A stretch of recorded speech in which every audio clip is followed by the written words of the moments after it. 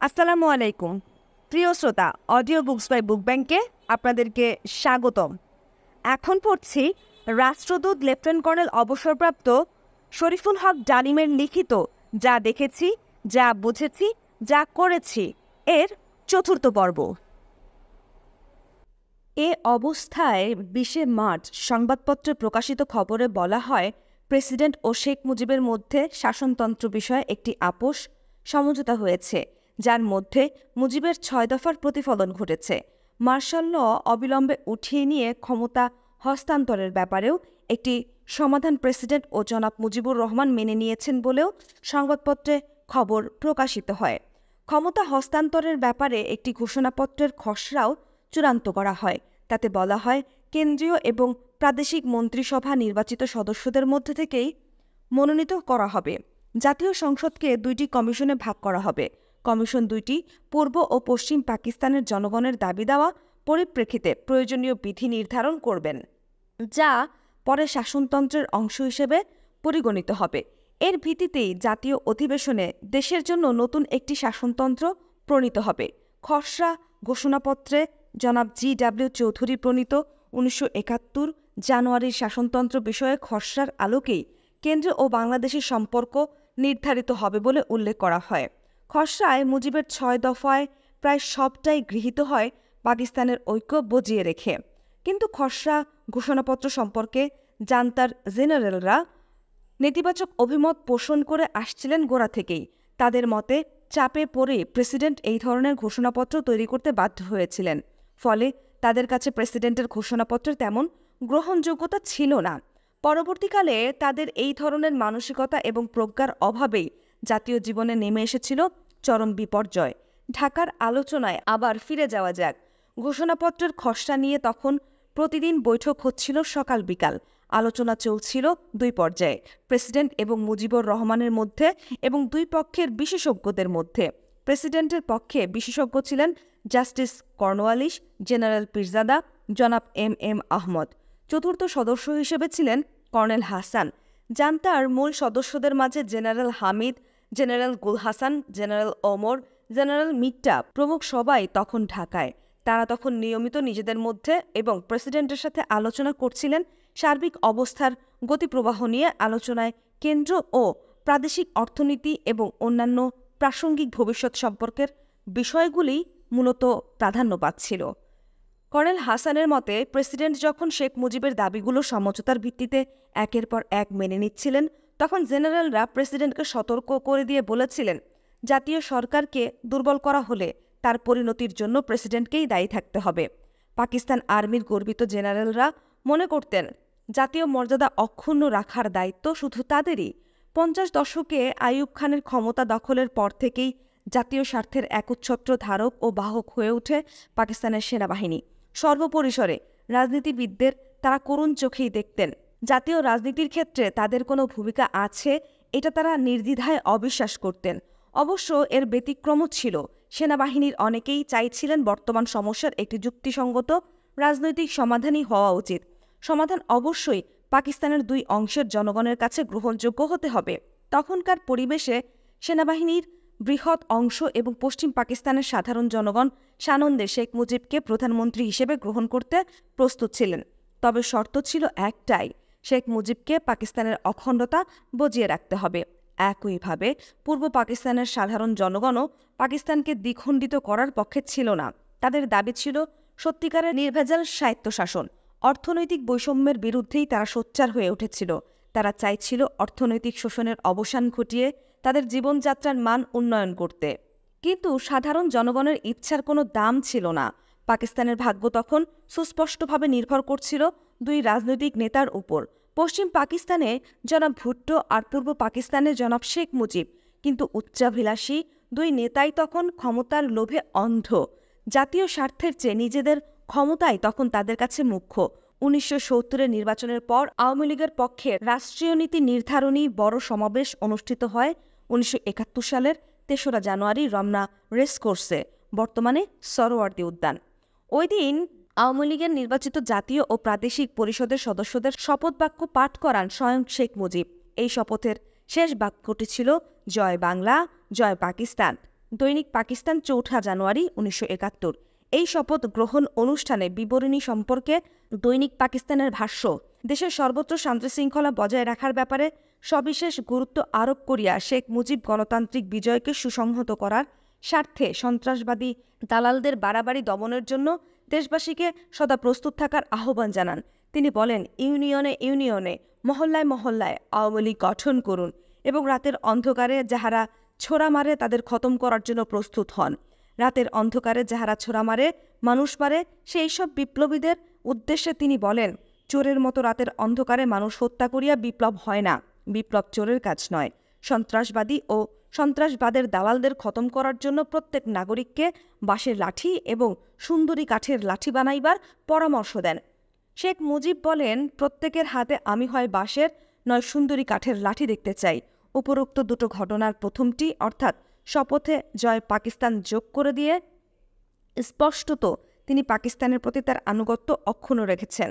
দ্বিতীয় ঘটনাটিও এই আনুগত্যেরই বহিঃপ্রকাশ, কেননা পাকিস্তানের অখণ্ডতার মূলে আঘাত হেনে তথা স্বাধীন পূর্ব বাংলা কায়েমের প্রস্তাব তুলে সশস্ত্র যুদ্ধের কর্মসূচি দিয়েছিলেন যে সমস্ত বিপ্লবীরা, শেখ মুজিবের কাছে তারা হলেন সন্ত্রাসবাদী ও সন্ত্রাসবাদের দালাল। স্বাধীনতাকামী এই সন্ত্রাসবাদীদের খতম করার জন্য বাঁশ ও সুন্দরী কাঠের লাঠির ব্যাপক আয়োজন করেছিলেন তিনি। এই ভাষণে জেনারেল ইয়াহিয়া খানকে তার প্রতিশ্রুতি রক্ষা করার জন্য ধন্যবাদ ও অভিনন্দন জানিয়েছিলেন শেখ মুজিব। এই সম্পর্কে ওই দিনের পাকিস্তান অবজারভারের প্রতিবেদন। Sheikh Mujib thanked President Yahya for fulfill his commitment in holding the elections. However, he said that there was a section among his subordinates who are still conspiring to undo the election result. বক্তব্যটা পরিষ্কার, শেখ মুজিবের এই অভিনন্দন যে যথার্থই অভিনন্দন ছিল তার প্রমাণ জেনারেল ইয়াহিয়া খানও রেখেছিলেন 13 ফেব্রুয়ারি তার নির্দেশের মাধ্যমে। তিনি নির্দেশ দেন ৩রা মার্চ ঢাকায় জাতীয় সংসদের অধিবেশন বসবে। 22 ফেব্রুয়ারি তিনি তার মন্ত্রী পরিষদ বাতিল ঘোষণা করেন। 28 ফেব্রুয়ারি শেখ মুজিব সমগ্র পূর্ব পাকিস্তানবাসীকে স্তম্ভিত করে দিয়ে ঘোষণা দিলেন 6 দফা কারো উপর চাপিয়ে দেয়া হবে না। The Daily Dawn 1 March 1971। এই ডন পত্রিকাটির মালিক হচ্ছেন কুখ্যাত 22 পরিবারের অন্যতম হারুন পরিবার। এই হারুন পরিবারই আরেকটি প্রতিষ্ঠান আলফা ইন্স্যুরেন্স কোম্পানিতে শেখ মুজিব বিনা কাজে কিন্তু মোটা বেতনে একটা চাকরি করতেন। সে যাই হোক, 6 দফার প্রশ্নে শেখ মুজিবের এই নমনীয়তা কেবল যে এই সংক্রান্ত তার পূর্ববর্তী বক্তব্য কিংবা আন্দোলনকারীদের আশা আকাঙ্ক্ষার পরিপন্থী ছিল তাই নয়, বরঞ্চ পশ্চিম পাকিস্তানিদের কাছে নিজেকে গ্রহণযোগ্য করে তোলার সুস্পষ্ট প্রয়াসও ছিল। অর্থাৎ তার এই বক্তব্য হচ্ছে পাকিস্তানের রাষ্ট্র ক্ষমতা গ্রহণের প্রস্তুতির প্রমাণ। প্রেসিডেন্টের 13 ফেব্রুয়ারির ঘোষণার তীব্র বিরোধিতা করেন জনাব ভুট্টো। তিনি এই বলে হুমকি দেন, যদি পশ্চিম পাকিস্তানের নির্বাচিত কোনো প্রতিনিধি 3রা মার্চের অধিবেশনে অংশগ্রহণ করার জন্য ঢাকায় যায় তবে তার ঠ্যাং ভেঙে দেওয়া হবে। জনাব ভুট্টোর কট্টর বিরোধিতার মুখে প্রেসিডেন্ট 1 মার্চ এক বিবৃতির মাধ্যমে ঢাকায় অনুষ্ঠিত জাতীয় পরিষদের অধিবেশন স্থগিত ঘোষণা করেন বাধ্য হয়ে। এর ফলে তৎকালীন পূর্ব পাকিস্তানের সর্বস্তরের মানুষের মধ্যে যে প্রতিক্রিয়া লক্ষ্য করা হয়েছিল তার মর্মবাণী ছিল একটাই, স্বাধীন বাংলাদেশ। 2 মার্চ বাংলাদেশের ছাত্র ও যুব সমাজের পক্ষ থেকে ডাকসু ভিপি আসম আব্দুর রব বিশ্ববিদ্যালয়ের বটতলায় স্বাধীন বাংলার পতাকা উত্তোলন করেন। এই পতাকা উত্তোলনের জন্য শেখ মুজিব ছাত্র নেতৃবৃন্দকে যে ভৎসনা করেছিলেন তার প্রত্যক্ষ শ্রোতা ও দর্শক আজও অনেকেই বেঁচে আছেন। 3রা মার্চ পল্টন ময়দানে ছাত্রলীগের জনসভায় ছাত্রলীগের সাধারণ সম্পাদক জনাব শাহজাহান সিরাজ স্বাধীনতার ইশতেহার পাঠ করেন। এই জনসভায় ঘোষণা দেওয়া হয়েছিল সভা শেষে শেখ মুজিব মিছিলে নেতৃত্ব দেবেন, কিন্তু শেষ মুহূর্তে বক্তৃতার এক পর্যায়ে স্বয়ং শেখ মুজিবই মিছিলের কর্মসূচি বাতিল করেন। কারণ হিসেবে তিনি তৎকালীন আইজি পুলিশ জনাব তাসলিমউদ্দিন সাহেবের বরাত দিয়ে ছাত্র নেতৃবৃন্দকে বলেন তার কাছে গোয়েন্দা বিভাগের খবর রয়েছে, মিছিলে যোগদান করলে তাকে মেরে ফেলার ষড়যন্ত্র এঁটেছে সামরিক শাসক গোষ্ঠী। অত্যন্ত চতুর যুক্তি।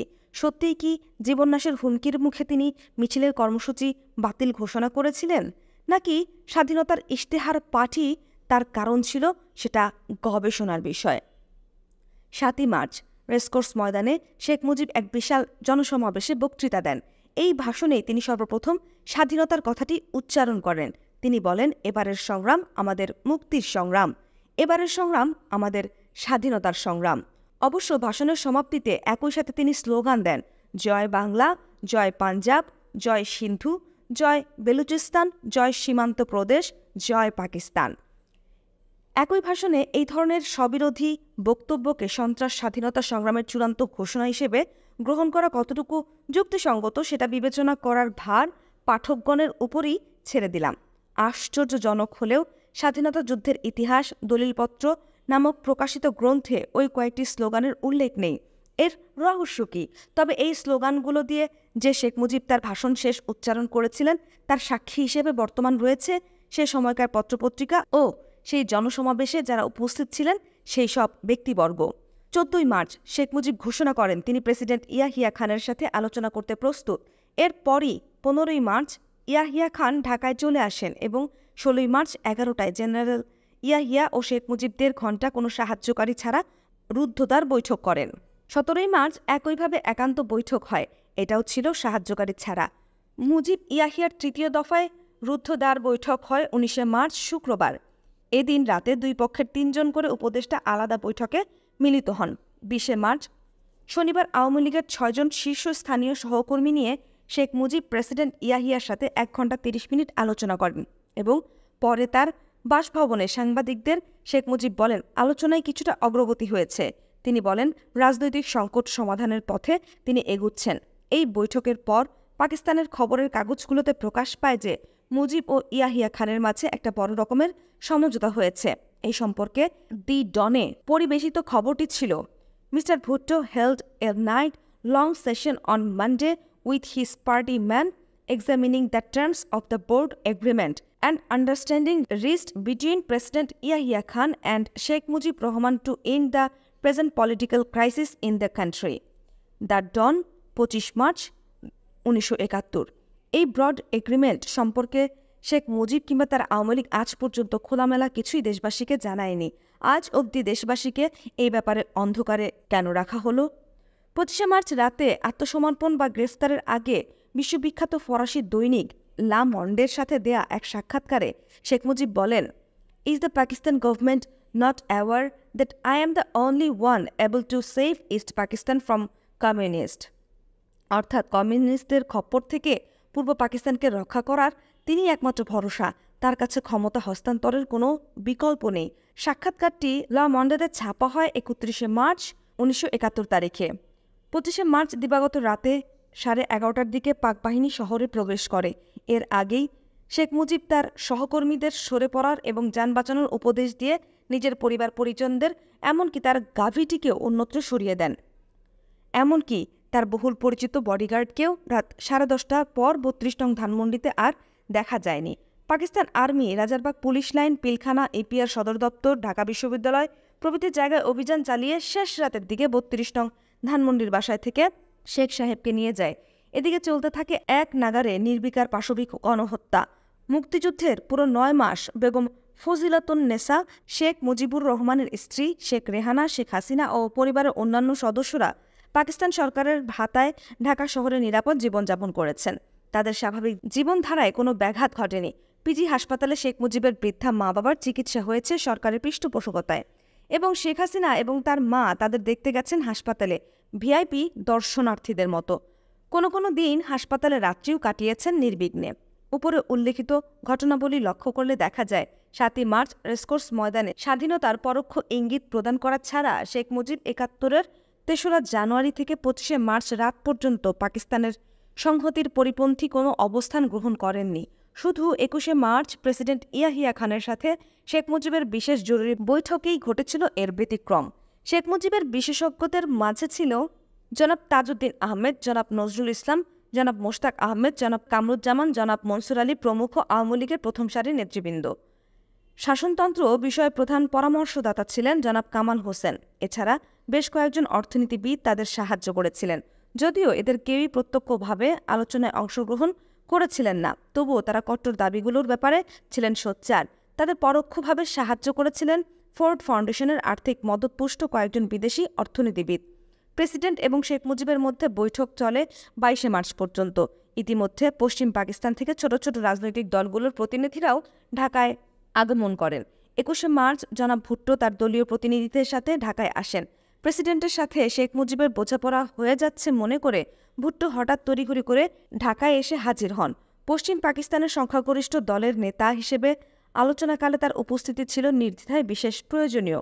তাই তার ঢাকা আগমনে রাজনৈতিক পর্যবেক্ষক মহলে ইতিবাচক প্রতিক্রিয়ায় পরিলক্ষিত হয়। কিন্তু ঘটনা ঘটে হিতে বিপরীত। ঢাকা পৌঁছেই তিনি প্রেসিডেন্টের প্রণীত খসড়া ঘোষণাপত্রের তীব্র সমালোচনা করেন। ঘোষণাপত্রের অনেক বিষয়ে তিনি আপত্তি জানান।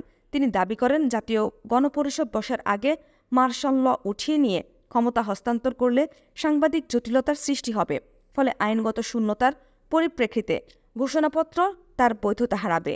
অতএব জাতীয় সংসদের অনুমোদন নিয়ে সবকিছুই করার দাবি জানান তিনি। তার এই ধরনের নেতিবাচক মনোভাব ও কার্যক্রম সমঝোতার প্রক্রিয়ায় শুধু যে বাধার সৃষ্টি করেছিল তাই নয়, অবস্থাকে করে তুলেছিল স্থবির। যাই হোক, প্রেসিডেন্টের উদ্যোগে 22শে মার্চ ইয়াহিয়া, মুজিব এবং ভুট্টোর সম্মিলিত বৈঠকের সিদ্ধান্ত গৃহীত হয়। বৈঠকের ঠিক আগের দিন এক হতাশাব্যঞ্জক ঘটনা ঘটে। শেখ মুজিব হঠাৎ করে প্রেসিডেন্টের সাথে বৈঠকের এক প্রস্তাব পাঠান। প্রেসিডেন্টের সম্মতি পেয়ে শেখ মুজিব জানান তাজউদ্দিনকে সঙ্গে করে রাষ্ট্রপতি ভবনে প্রেসিডেন্টের সাথে সাক্ষাৎ করতে আসেন। বৈঠকে মিলিত হয়ে শেখ মুজিব প্রেসিডেন্টকে জানান আওয়ামী লীগ চায় আলাদাভাবে পূর্ব পাকিস্তান এবং পশ্চিম পাকিস্তানের দুই সংখ্যাগরিষ্ঠ দলের কাছে ক্ষমতা হস্তান্তর করা হোক। বর্তমান পরিস্থিতিতে কেন্দ্রীয় এবং প্রাদেশিক মন্ত্রিসভা গঠন করতে তিনি অপারগ। তার মানে আনুষ্ঠানিকভাবে তারা দেশকে পশ্চিম পাকিস্তান এবং পূর্ব পাকিস্তান এই দুই ভাগে ভাগ করার প্রস্তাব উত্থাপন করেন। প্রেসিডেন্ট শেখ মুজিবের প্রস্তাবে ভীষণভাবে আশাহত হয়ে পড়েন। তার দাবি প্রত্যাহার করার অনুরোধ করেন। তিনি তাকে এটিও স্মরণ করিয়ে দেন যে রাষ্ট্রপতি হিসেবে নির্বাচিত প্রতিনিধির হাতে ক্ষমতা হস্তান্তর করার জন্য তিনি জাতির কাছে প্রতিজ্ঞাবদ্ধ। প্রেসিডেন্ট হিসেবে দেশকে দ্বিখণ্ডিত করার কোনো অধিকার তার নেই। তিনি শেখ মুজিবকে হুঁশিয়ার করে দিয়ে আরও বলেন তার বিচ্ছিন্নতাবাদী কার্যকলাপ অবশ্যই শক্তভাবে মোকাবেলা করা হবে। এভাবে 21শে মার্চের বৈঠকে অনেক দিনের প্রচেষ্টার ফলে গড়ে ওঠা বিশ্বাস, আস্থা ও সমঝোতার ভিত ভেঙে চূর্ণ বিচূর্ণ হয়ে যায়। আলোচনা হয়ে ওঠে অর্থহীন। কিন্তু বিস্ময়কর ব্যাপার হলো হঠাৎ করে শেখ মুজিব এই ধরনের ডিগবাজি খেয়ে সম্পূর্ণ বিপরীত অবস্থান গ্রহণ করলেন কেন? তিনি তো সেই একই ব্যক্তি যিনি সবসময় সামরিক জান্তাকে বলে এসেছেন পাকিস্তানকে দ্বিখণ্ডিত করা তার রাজনীতি নয়। ৭০-এর নির্বাচনে তিনি ভোটারদের কাছ থেকে ভোট গ্রহণ করেছিলেন এই বলে পাকিস্তান টিকে থাকবার জন্যই সৃষ্টি হয়েছে। কোনো শক্তি পাকিস্তানকে ধ্বংস করতে সক্ষম হবে না। শেখ মুজিবের জনসভায় প্রদত্ত ভাষণ। শেখ মুজিব খুব ভালোভাবেই জানতেন পাকিস্তানের শাসকমণ্ডলী পাকিস্তানের অখণ্ডতার প্রশ্নে কোনো আপোষ করবে না। সর্বশক্তি দিয়ে তারা এই বিরুদ্ধে রুখে দাঁড়াবে আর তার পরিণতি হবে ভয়ঙ্কর। মন্ত্রিত্বের ইস্যু তুলে ১৯৫৪ সালের নির্বাচিত হক ভাসানীর যুক্তফ্রন্টকে ঠুকো জগন্নাথ বানিয়ে মার্কিন যুক্তরাষ্ট্রের আস্থাভাজন হয়েছিলেন সোহরাওয়ার্দী মুজিব। কেননা পূর্ব পাকিস্তানে আওয়ামী লীগ ও যুক্তফ্রন্টের মাধ্যমে সাম্রাজ্যবাদ বিরোধী শক্তির বিকাশ আমেরিকার জন্য দুশ্চিন্তার কারণ হয়ে উঠেছিল। এই দুই নেতা সেখানে আওয়ামী লীগ ও যুক্তফ্রন্ট দুটোকে ভেঙে আমেরিকার উদ্বেগের অবসান ঘটান। এভাবেই সূচিত হয় সোহরাওয়ার্দী মুজিবের সাথে আমেরিকার ঘনিষ্ঠতা। পর্যালোচনা করলে দেখা যায় সেই সম্পর্কের বন্ধন আরও পোক্ত হয় হারুন পরিবারের সাথে সখ্যতার মাধ্যমে। ১৯৫৮ সালে আইয়ুব খান ক্ষমতায় এসে যে সমস্ত সম্মানিত ব্যক্তিকে দুর্নীতির দায়ে প্রকাশ্যে বেত্রাঘাত করেছিল তার মধ্যে হারুন পরিবারে একজন বহুল পরিচিত সদস্য অন্তর্ভুক্ত ছিলেন। শুধু কি তাই, পরিবারের প্রধান জনাব ইউসুফ হারুনকে দেশান্তরিত হয়ে নির্বাসনে থাকতে হয়েছিল অনেক দিন।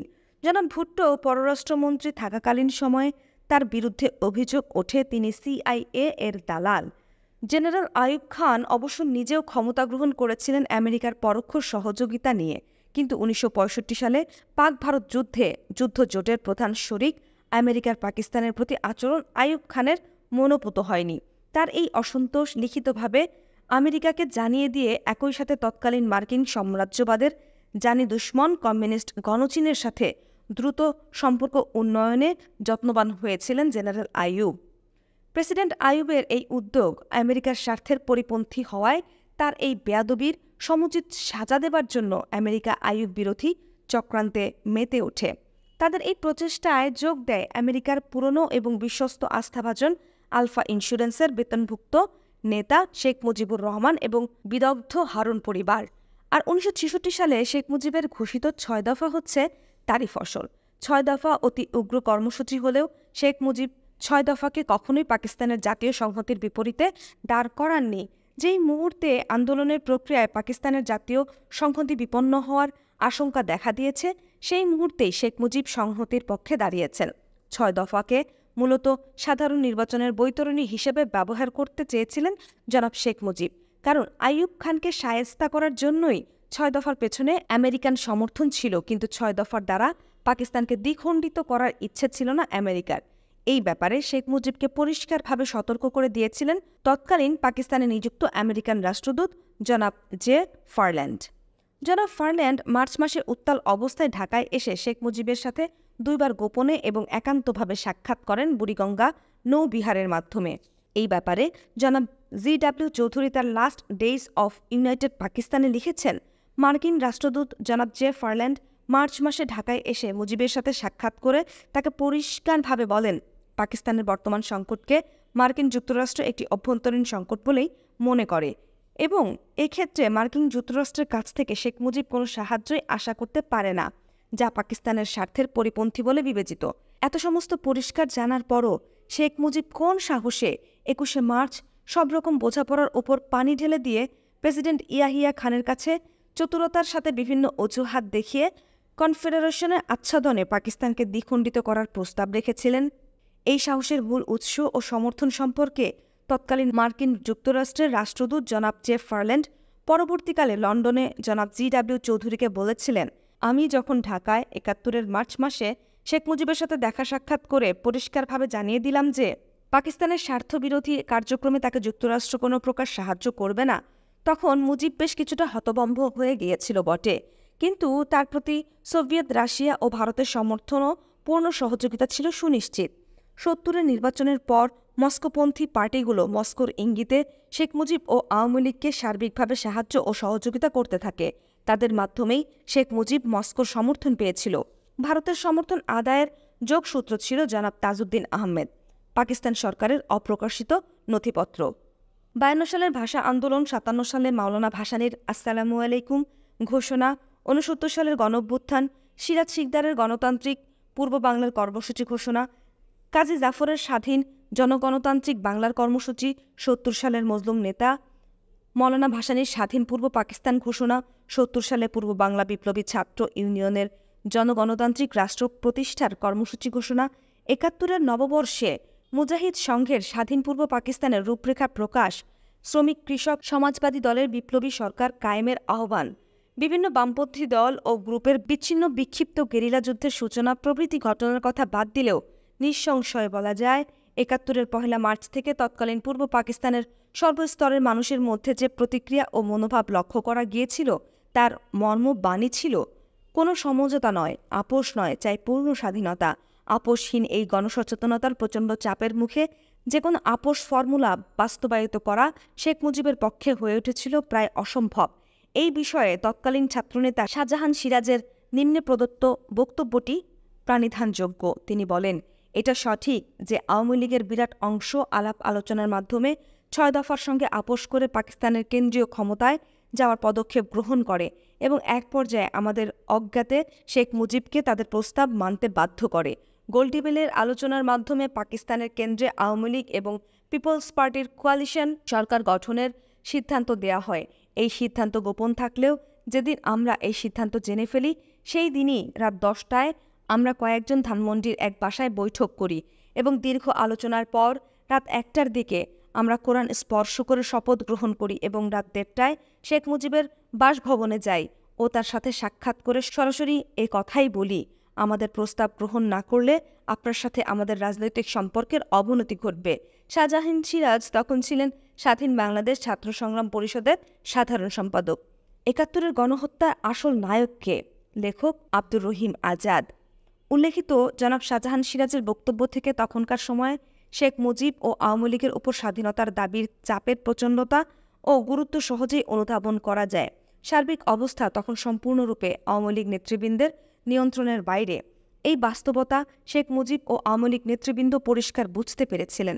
তাদের এই নাজুক ও অসহায় অবস্থার পূর্ণ সুযোগ গ্রহণ করে অতি চতুরতার সাথে সমর্থন ও সার্বিক সহযোগিতার মোক্ষম টোপটি ফেলেছিল ভারত ও রাশিয়া। তাদের দেশীয় দালালরা মুমূর্ষু রোগীর মতো শেখ মুজিবকে বোঝাতে সক্ষম হয় যে ভরাডুবির হাত থেকে বাঁচতে হলে এই টোপ গলদবরণ করা ছাড়া আর কোনো উপায় নেই। বরাবরই স্ববিরোধী ও দোদুল্যমান সুবিধাবাদী চরিত্রের অধিকারী শেখ মুজিব স্বীয় ও দলীয় স্বার্থের খাতিরে ২১শে মার্চ বৈঠকের সিদ্ধান্ত গ্রহণ করেন। তবুও ২১শে মার্চ ত্রিপাক্ষীয় বৈঠক অনুষ্ঠিত হয়।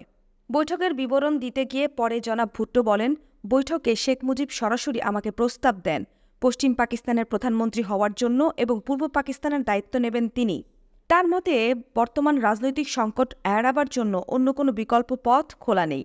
জনাব ভুট্টো আরও বলেন, শেখ মুজিবের প্রস্তাবের পরিপ্রেক্ষিতে আমি প্রেসিডেন্টকে পরিষ্কার জানিয়ে দিই এই প্রস্তাব আমার পক্ষে গ্রহণ করা সম্ভব নয়, কারণ এই প্রস্তাব পাকিস্তানকে দ্বিখণ্ডিত করার চক্রান্ত। ২৩শে মার্চ এই দিনটি পাকিস্তানের জাতীয় জীবনে একটি বিশেষ গুরুত্বপূর্ণ দিন।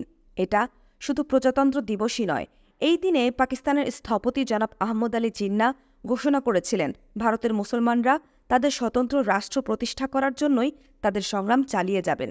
এই ঘোষণার দিনটি পাকিস্তানের জন্মলগ্ন থেকেই মহাসমারোহে পালিত হয়ে আসছে। ১৯৭১ সালের ২৩শে মার্চ ছিল ব্যতিক্রম। ক্যান্টনমেন্ট, রাষ্ট্রপতি ভবন ছাড়া পূর্ব পাকিস্তানে সরকারি অফিস আদালত এবং অন্যান্য সরকারি ভবনগুলোতে মুজিবের নির্দেশে পাকিস্তানের পতাকার পরিবর্তে উড়িয়ে দেওয়া হয় বাংলাদেশের পতাকা। মুজিব তার বাসভবনে বাঙালি ছাত্র জনতার জঙ্গি মিছিল থেকে অভিবাদন গ্রহণ করেন। ঘটনা প্রবাহ থেকে মনে হচ্ছিল বাংলাদেশ যেন একটি স্বাধীন রাষ্ট্র হিসেবে প্রতিষ্ঠা লাভ করেছে। তাছাড়া শেখ মুজিবের ওই দিনের বিজ্ঞপ্তি এবং বক্তৃতাগুলি ছিল নেহায়েত উস্কানিমূলক। এতে করে জান্তার ভিতরের মুজিব বিরোধী চক্রের সন্দেহ ও অবিশ্বাস আরও দৃঢ়তা লাভ করে। এভাবে ১৯৭১ সালের ২৩শে মার্চ পাকিস্তানের ইতিহাসে এক আশঙ্কাজনক অবস্থার সৃষ্টি করে। একই দিনে শেখ মুজিব প্রেসিডেন্টের ঘোষণাপত্রের পরিপন্থী তার প্রণীত শাসনতন্ত্রের খসড়া প্রেসিডেন্ট ইয়াহিয়ার বিশেষজ্ঞদের কাছে পেশ করেন। শেখ মুজিব তার খসড়ার পূর্ব পাকিস্তানকে সম্পূর্ণ বিচ্ছিন্ন করে কনফেডারেশনের প্রস্তাব দেন। এভাবেই প্রেসিডেন্টের কাছে তথা সমগ্র জাতির কাছে তার দেয়া কথার বরখেলাপ করে তিনি পাকিস্তানকে অখণ্ড রাখার সব চেষ্টাকে ব্যর্থ করে দেন। প্রেসিডেন্ট মুজিবের প্রতারণায় হতাশ এবং কিংকর্তব্য বিমূঢ় হয়ে পড়েন। তার এক সহকর্মীর সাথে আলাপকালে তিনি বিক্ষোভে ফেটে পড়ে উক্তি করেন, ওরা সৈনিক নয়, ওরা চতুর রাজনীতিবিদ। তাদের কথার কোনো দাম নেই, স্বার্থের জন্য তারা সবকিছুই করতে পারে। এভাবেই সব আলোচনা বন্ধ হয়ে যাওয়ায় বিক্ষুব্ধ প্রেসিডেন্ট ২৫শে মার্চ ঢাকা ত্যাগ করে ইসলামাবাদ ফিরে আসেন। ফিরে এসে প্রেসিডেন্ট এবং ভুট্টো ঢাকা আলোচনায় ব্যর্থ হওয়ার জন্য শেখ মুজিবকে সম্পূর্ণভাবে দায়ী করেন। শেখ মুজিবকে তিনি বেঈমান বলেও আখ্যায়িত করেন।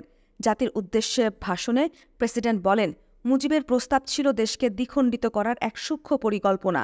তার একগুঁয়েমি, অনমনীয়তা এবং যুক্তিযোগ্য আলোচনায় অনীহা এটাই প্রমাণ করে যে শেখ মুজিব এবং তার রাজনৈতিক দল জাতির চরম শত্রু। সে পাকিস্তানকে দ্বিখণ্ডিত করতে চায়। তার অভিসন্ধি জাতীয় স্বাধীনতা এবং সহিংসতার প্রতি হুমকি স্বরূপ। তার এই ধরনের পরিকল্পনা ও কার্যকলাপের সমুচিত জবাব দেয়া হবে।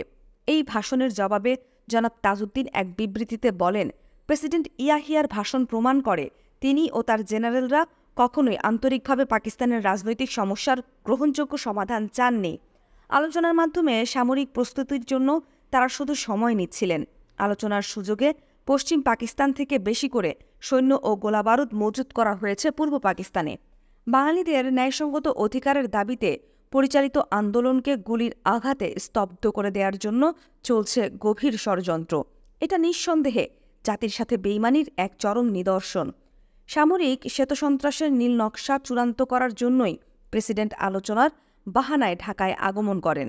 পাকিস্তানের মতো একটি বহুজাতিক দেশের জন্য শুরু থেকে প্রয়োজন ছিল বিভিন্ন জাতিসত্তার এলিট শ্রেণীর মধ্যে ঐকমত্যের ভিত্তিতে একটি কার্যকারী শাসন ব্যবস্থা গড়ে তোলা। ঐকমত্যের ভিত্তিতে রাষ্ট্র পরিচালনার কৌশল এবং পরিকল্পনা নির্ধারণের জন্য যে সহযোগিতা অতি আবশ্যক ছিল তা নিশ্চিত করার জন্য নিম্নে বর্ণিত বিষয়গুলোর উপর বিশেষ গুরুত্ব আরোপ করা উচিত ছিল জাতীয় পরিসরে। ১. সব জাতীয় এলিট শ্রেণীর সমন্বয়ে একটি প্রতিনিধিত্বকারী সরকার কায়েম করা। ২. বিভিন্ন জাতিসত্তার মধ্যে ঐকমত্য এবং একটি কার্যকারী ব্যবস্থা গড়ে তোলা। ৩. সর্বক্ষেত্রে একতা ভিত্তিক সহজলভ্য জাতীয় প্রতিষ্ঠান গড়ে তোলা। ৪. জাতীয় লক্ষ্য এবং আশা আকাঙ্ক্ষা বাস্তবায়নের জন্য বিভিন্ন জাতিসত্তা এলিট শ্রেণীর জনগণকে অনুপ্রাণিত করার দায়িত্ব গ্রহণ করা। 5. যে কোনো বিচ্ছিন্নবাদী প্রচেষ্টাকে অঙ্কুরেই বিনষ্ট করে দেয়া বল প্রয়োগের মাধ্যমে নয় এবং তা ইতিবাচক পদক্ষেপ গ্রহণের মাধ্যমেই।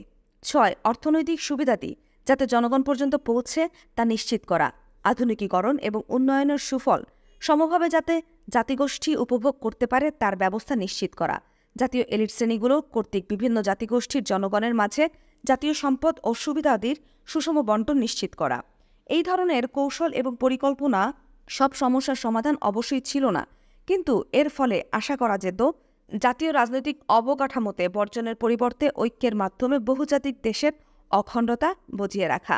ধারণা করা চলে ন্যায্য অধিকার পাবার জন্য বিভিন্ন জাতিসত্তার জনগোষ্ঠী কিছুকাল হয়তো বা প্রলম্বিত শিল্পায়নের পরিকল্পনা এবং স্তিমিত আধুনিকীকরণ প্রক্রিয়াকেও মেনে নিত। যে কোনো ব্যক্তির পক্ষে একটি ন্যায়ভিত্তিক সমাজে দরিদ্র হয়ে থাকাটা সহনীয় হয় তখনই যখন তার পড়শিরা সমাজে অর্জিত ধনসম্পদের বড়াই করার সুযোগ না পায়। একটি দেশ উন্নত হতে পারে শুধুমাত্র ঐক্যের ভিত্তিতে। বৈষম্য এবং বিভক্তি এক অথবা একাধিক জাতিগত রাষ্ট্রের জন্ম দেয়, ফলে সংখ্যাগরিষ্ঠ জনগোষ্ঠীরই হয় সমূহ ক্ষতি। এজন্যই বহুজাতিক একটি দেশের এলিট শ্রেণীদের ঐক্যবদ্ধভাবে কাজ করা অপরিহার্য হয়ে দাঁড়ায় শ্রেণী স্বার্থ এবং জাতীয় স্বার্থ দুটোই বজিয়ে রাখার জন্য। কোনো এক বিশেষ পর্যায়ে তারা অবশ্যই নিজ নিজ জাতিস্বার্থে একে অপরের সাথে দ্বন্দ্বে লিপ্ত হতে পারেন, কিন্তু কোনো ক্রমেই তাদের একে অপরের সহ্যশক্তি ও বোঝাপড়ার ক্ষমতার প্রতি সন্দেহ পোষণ করা উচিত নয়। তেমনটি হলে বিচ্ছিন্নতাবাদের বিপদসংকুল একতরফা রাস্তা অবশ্যই খুলে যাবে।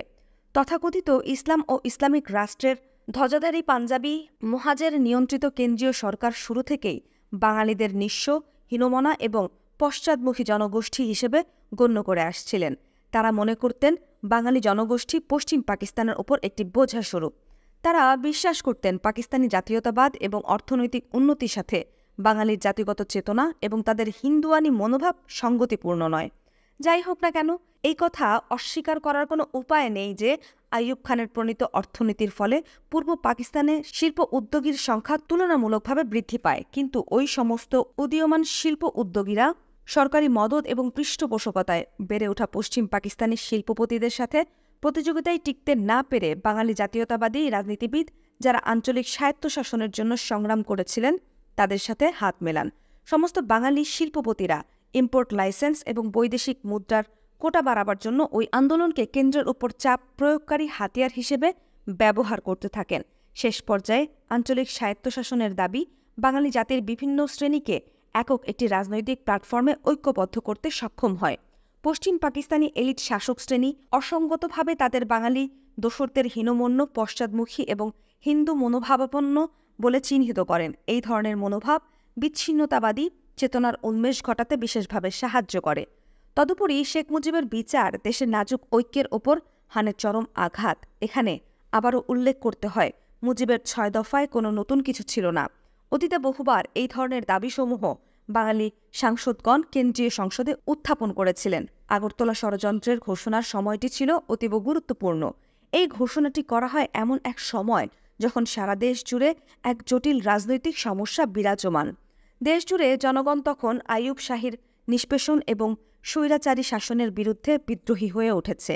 আইয়ুব শাহী আঞ্চলিক বৈষম্য দূরীকরণের কোনো প্রচেষ্টা তো করেইনি, বরং পাঞ্জাবি মুহাজের এলিট শ্রেণীর কায়েমি স্বার্থকে লালন করে তাদের আধিপত্যকে আরও সুসংহত করে তোলে। সামরিক শাসনকালে কেন্দ্রীয় প্রশাসনে বাঙালিদের প্রতিনিধিত্ব এরকম ছিল না বললেই চলে। 60-এর দশকে যখন বাঙালিদের ধৈর্যের বাঁধ প্রায় ভেঙে পড়েছিল, ঠিক তখনই পাকিস্তানের কেন্দ্রীয় শাসক গোষ্ঠী কর্তৃক বাঙালি রাজনৈতিক নেতৃবৃন্দকে বিশ্বাসঘাতক এবং শত্রুশক্তি ভারতের দালাল হিসেবে আখ্যায়িত করার ফলে অবস্থার আরও অবনতি ঘটে। বাংলাভাষী জনগণ যারা দ্ব্যর্থহীনভাবে 1947 সালে পাকিস্তানের পক্ষে ছিলেন, তারা পশ্চিমা শাসক গোষ্ঠীর কাছ থেকে এই ধরনের ব্যবহার কখনোই প্রত্যাশা করেনি। পাকিস্তানের সৃষ্টিতে বাঙালি জনগোষ্ঠী সবিশেষ গুরুত্বপূর্ণ ভূমিকা পালন করে, এই সত্যিটি অতি সহজে ভুলে গিয়েছিলেন পশ্চিমা শাসকগণ। যদিও বাহ্যিকভাবে মুজিবের দাবিগুলো ছিল চরম প্রকৃতির, পাকিস্তান তখনও ছিল অতি প্রিয় প্রতিটি বাঙালির কাছে। বাঙালি জনগণ শুধু চেয়েছিল রাষ্ট্র পরিচালনার ক্ষেত্রে মত প্রকাশের ন্যায্য অধিকার। তারা চেয়েছিল সাম্য ও সংহতির উপর একটি রাজনৈতিক কাঠামো। তারা চাইছিল স্বৈরাচারী একনায়কত্বের পরিবর্তে একটি গণতান্ত্রিক সরকার। স্বৈরাচারী এক নায়কত্ব তাদের অতীতে হিন্দু আধিপত্য ও অত্যাচার এবং ঔপনিবেশিক শোষণকেই জোরালোভাবে মনে করিয়ে দিয়েছিল। এ থেকে এটাই পরিষ্কারভাবে বলা চলে, বাঙালিরা সুচিন্তিত কতগুলো লক্ষ্যের বাস্তবায়নের জন্যই মূলত সংগ্রাম করেছিল, কোনো স্বাধীন রাষ্ট্র প্রতিষ্ঠা করার জন্য নয়। এটা জোর দিয়ে বলা চলে যে আইয়ুব শাহীর পতনকালে পূর্ব পাকিস্তানের বিচ্ছিন্ন হয়ে পড়াটা মোটেই অবধারিত পরিণত ছিল না। জাতীয় রাজনীতি এবং অর্থনীতিতে বাঙালিদের অংশীদারিত্বের অধিকার থেকে বঞ্চিত রেখে ক্ষমতাধর শাসকচক্র বাঙালি এলিট শ্রেণীকে জনগণের আন্দোলনের প্রতি ঠেলে দিয়েছিল এবং তাদের নৃতাত্ত্বিক, সাংস্কৃতিক এবং ভাষাগত বৈষম্যকে পুনর্জীবিত করার আন্দোলনে নেতৃত্ব দিতে বাধ্য করেছিল জাতীয় ঐক্যের বিরুদ্ধে। এ থেকে পরিশেষে এটাই বলা চলে যে অসম উন্নয়নই বাধ্য করেছিল বাঙালি এলিট শ্রেণীকে কেন্দ্রের বিরুদ্ধে জনগণের সাথে ঐক্যবদ্ধ হতে এবং জাতীয়তাবাদী চেতনার পরিবর্তে বাঙালিত্বকে উৎসে দিতে। বাঙালিত্বের চেতনাই তখন আঠার মতো বাঙালি এলিট শ্রেণীকে জনগণের সাথে এক অটুট বন্ধনে বেঁধেছিল। অসম উন্নয়ন, শোষণ, বঞ্চনা এবং নৃতাত্ত্বিক চেতনা ওই ধরনের লোভী যোগ যা একে অপরকে শুষে বেঁচে থাকে সেই সময় অবধি, যখন সশস্ত্র সংঘাত বা গণ অভ্যুত্থানের বিকল্প কোনো পথই খোলা থাকে না। দুঃখজনক হলেও সত্য, পাকিস্তানও ঠিক সেই সন্ধিক্ষণে পৌঁছে অপরিহার্য এক মহাবিপর্যয়ের অপেক্ষা করছিল ৬০-এর দশকের শেষে। অন্তিম অবস্থায় সামরিক জান্তা রাজনৈতিক সমস্যার সমাধান বন্দুকের জোরে করার সিদ্ধান্ত নেয়। শুরু হয় ২৫-২৬শে মার্চ ১৯৭১-এর আর্মি ক্র্যাকডাউন। পাকিস্তান সেনাবাহিনী বাঙালিদের আন্দোলন নস্যাৎ করার জন্য বর্বরচিত সন্ত্রাস অভিযান শুরু করে সমগ্র বাঙালি জাতির বিরুদ্ধে। এভাবেই অনিবার্য হয়ে ওঠে দেশ বিভক্তি। তৃতীয় অধ্যায়, প্রতিরোধ সংগ্রাম রূপ নেয় স্বাধীনতা সংগ্রামকে এবং পশ্চিম পাকিস্তানে অবস্থিত সামরিক বাহিনীর সদস্যদের প্রতিক্রিয়া। ২৫-২৬শে মার্চ কালোরাত্রির বর্বরচিত পাশবিক সামরিক অভিযান একটি স্ফুলিঙ্গ লেলিহান শিখার জন্ম দেয়। মেজর জিয়ার স্বাধীনতা ঘোষণার পর বিক্ষিপ্ত প্রতিরোধ সংগ্রাম রূপ নেয় সশস্ত্র স্বাধীনতার সংগ্রামে। স্বাধীনতার ঘোষণার ইতিহাস বিকৃত করার অপচেষ্টায় আষাঢ়ে গল্প। নজিরবিহীন শ্বেতসন্ত্রাস সম্পর্কে বিদেশি প্রচার মাধ্যমগুলোতে ছাপিত কয়েকটি লোমহর্ষক প্রতিবেদন। পশ্চিম পাকিস্তানে কর্মরত সামরিক বাহিনীর বাঙালিদের উৎকণ্ঠা। হাজার মাইল দূরত্বে অবস্থান করলেও স্বাধীনতা সংগ্রামের ঢেউ উদ্বেলিত করেছিল অনেকেই। মুক্তিপাগল হয়ে স্বাধীন সংগ্রামে অবদান রাখার জন্য উন্মুখ হয়ে উঠেছিলাম। অন্যদিকে অনেকেই বাঙালিত্বের ভণ্ডামির মুখোশ উন্মোচিত হয়ে পড়েছিল জাতির ক্রান্তিলগ্নে। এরপর নেমে আসে ২৫-২৬শে মার্চের সেই কালো রাত্রি। পাকিস্তান সেনাবাহিনী নির্মমভাবে ঝাঁপিয়ে পড়ে বাঙালি জাতিকে শায়েস্তা করার জন্য। ২৫শে মার্চের বর্বরতাকে আধুনিককালের সব নজিরকেই ছাড়িয়ে যায়। হাজার হাজার নারী, পুরুষ, শিশুকে হত্যা করা হয় নির্বিচারে। সামরিক বাহিনী এবং আইন প্রয়োগকারী সংস্থাগুলোর বাঙালি সদস্যগণও রেহাই পাননি শ্বেতসন্ত্রাসের হত্যাযজ্ঞ থেকে। ঢাকা, চিটাগং এবং খুলনা সহ পূর্ব পাকিস্তানের সর্বত্রই অভিযান চালানো হয়, নিষ্ঠুর অভিযান। প্রতিরোধ সংগ্রামে ঝাঁপিয়ে পড়তে বাধ্য হয় বাঙালি জাতি। জাতির এই ক্রান্তিলগ্নে অনেক অনুরোধ ও আকুতি জানানো হয় শেখ মুজিবকে সশস্ত্র জাতীয় মুক্তি সংগ্রামে নেতৃত্ব দেবার জন্য। কিন্তু সব অনুরোধ উপেক্ষা করে জাতিকে মৃত্যু ও অনিশ্চয়তার মুখে ঠেলে দিয়ে কাপুরুষের মতোই তিনি কারাবরণ করে চলে যান পশ্চিম পাকিস্তানে। আত্মরক্ষার জন্য অনন্য উপায় হয়ে শান্তিপ্রিয় বাঙালি অস্ত্র হাতে তুলে নিতে বাধ্য হয়।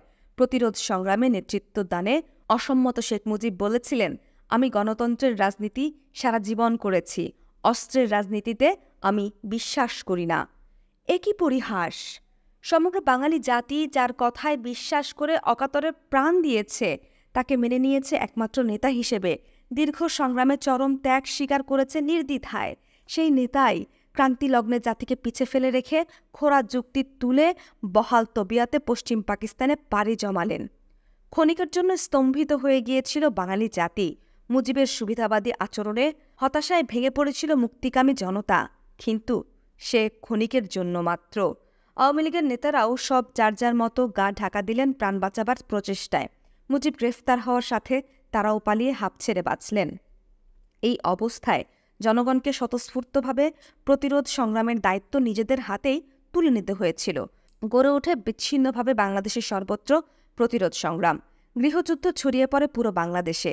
এই অবস্থায় ২৬শে মার্চ রাতে চিটাগংয়ে অবস্থিত ৮ম ইস্ট বেঙ্গল রেজিমেন্টের এক অখ্যাত তরুণ মেজর জিয়াউর রহমান তার তরুণ বাঙালি সহকর্মীদের পরামর্শ ও সহচার্যে তীব্র জাতীয়তাবাদী চেতনায় উদ্বুদ্ধ হয়ে বেতার মাধ্যমে জাতির প্রতি আহ্বান জানান স্বাধীনতা সংগ্রামের।